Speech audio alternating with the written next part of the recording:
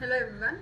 In this session, we'll do the derivation on a double line to ground fault which occurs on an unloaded generator. So now let us consider this is the three-phase equivalent circuit of a generator. The current flowing in all the three phases will be IA, IB, IC. The EMF induced in the three phases will be EA, EB and EC. So the neutral of the generator, it has been grounded through a reactor, that is Zn. So in this unloaded generator, a double line to ground fault will be occurs. Double line to ground fault means the fault will occurs between the two phases with respect to ground. So we can consider any two phase with respect to ground. So here I am going to consider the B phase and C phase, and that has been connected to ground. So this is the double line to ground fault. So the fault current will be flowing as IF it is. So now we can write the expression for IF, that is by using a KCL, that is current coming to the node. KCL is Kirchhoff current law. Current coming to the node will be equal to current leaving the node. So we can write the expression for IF as the current coming are IB and IC, leaving is IF. So that we can write IF will be equal to IB plus IC. So double line to ground means the fault will be occurs any two phases with respect to ground it is. So now under this condition we need to write the voltage and the current in the circuit. So that is writing the terminal condition. The next step is, so this is a shunt type of fault. So as we know that in a shunt type of fault, so where the fault has occurred at that particular phase, the current will be extremely large, the voltage and frequency will be 0. Since the ground fault is occurs in phase B and C, so the voltage in these two phases will be equal to 0 and the current will be extremely large. And also observe that the phase A, it has not been connected to any of the system. So there will be no path for drawing the current. So IA will be equal to 0. So now we'll write the terminal condition. So that is IA will be equal to 0, VB and VC. So both will be equal to 0 it is. Consider this as equation 1. So why VB VC is 0 means since the ground fault is occur in B phase and C phase, current will be extremely large but the voltage will be equal to 0. So that is why BB and VC, these two will be 0. Since IA is not, the A phase is not connected to any of the load, there will be no path for drawing the current. So current through that particular phase also will be equal to 0. So now using this terminal condition 1, we need to obtain the symmetrical component relation for voltage as well as the current. So next is the symmetrical component relation.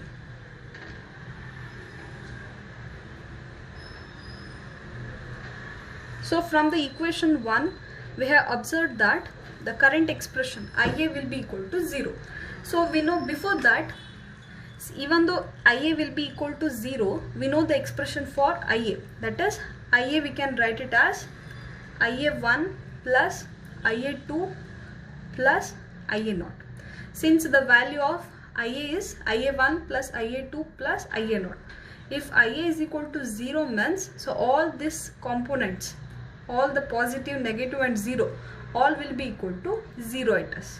So that means we can write IA0 plus IA1 plus IA2. So all will be equal to 0. So consider this as equation 2. So this is the expression for current. So next we need to obtain the expression for voltage. So first I'll write the expression for the 0 sequence, 1 by 3 into VA plus VB plus VC. So observe here VB and VC both will be 0 from the terminal condition. So we can write the expression for VA0 as 1 by 3 into VA. Similarly, I'll write the expression for VA1 1 by 3 into VA plus A into VB plus A square into VC. Even here also VB and VC both will be 0. The remaining is 1 by 3 into VA. And lastly VA2 1 by 3 into VA plus A into VB, sorry, A square into VB, A into VC. VB and VC again it is 0 from equation 1. So the final expression is 1 by 3 into VA. So from these three symmetrical component of voltage, we can write the expression for voltage as VA naught equals VA1 equals VA2 equals 1 by 3 into VM. That means all the symmetrical component of voltages will be equal to 1 by 3 times VA it is. So consider this is equation 3. So now using this equation 3, we need to write the interconnection of sequence network.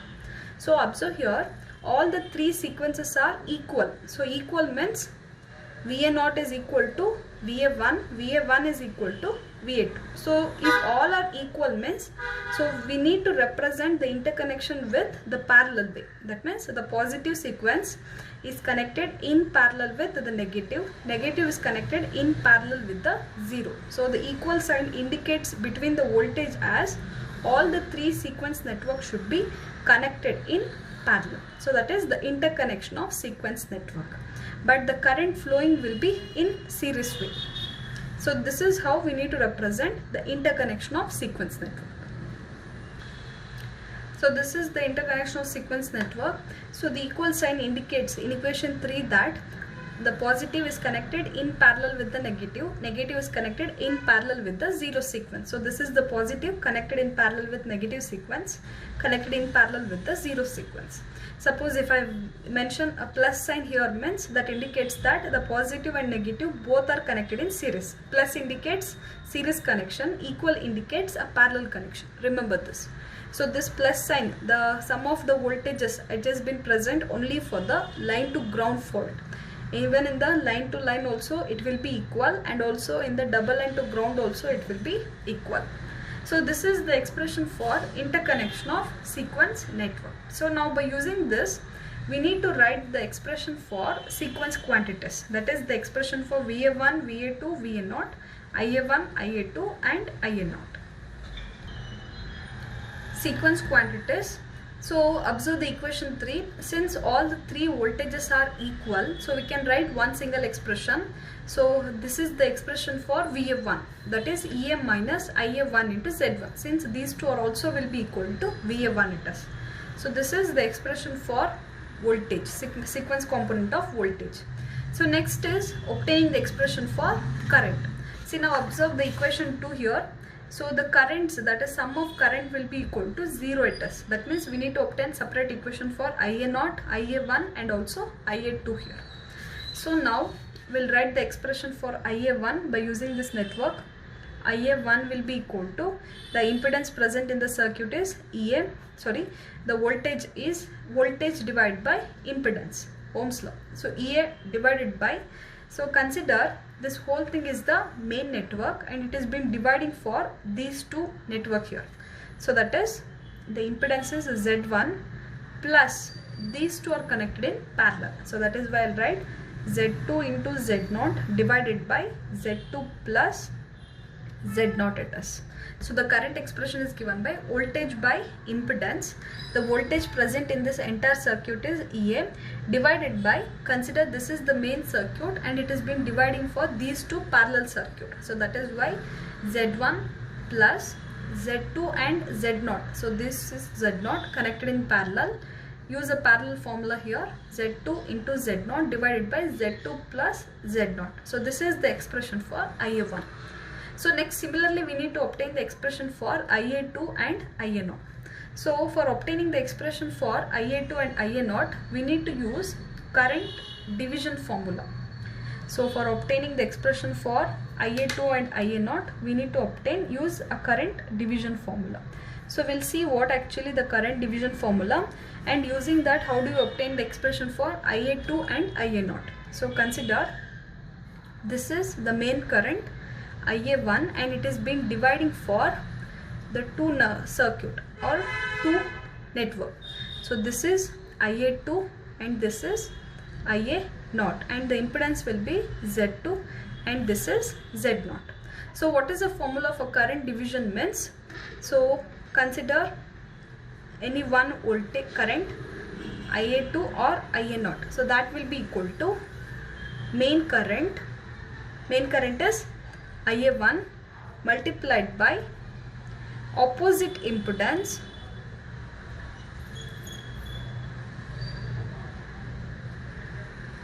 divided by total impedance.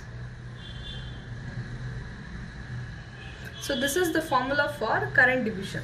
So that is, suppose if you are finding the value of Ia2 means the main current flowing in the circuit will be Ia1. So here we need to write Ia1 multiplied by opposite impedance. So this is the Ia2 circuit. So for this the opposite impedance will be Z0 divided by total impedance. So total impedance present in the circuit is Z2 and Z0. So this is how we will obtain the expression for Ia2. Same way it will be applicable even for Ia0 also. So now use this formula for writing the expression for Ia0 and Ia2 also. So Ia2 will be equal to main current. Main current is Ia1, but the direction of Ia1 and Ia2, so these two will be opposite. So I'll write the sign as minus into Ia1 multiplied by opposite impedance. So for this particular impedance, the opposite impedance is Z0 divided by the total impedance is Z0 plus Z2. So this is the expression for Ia2.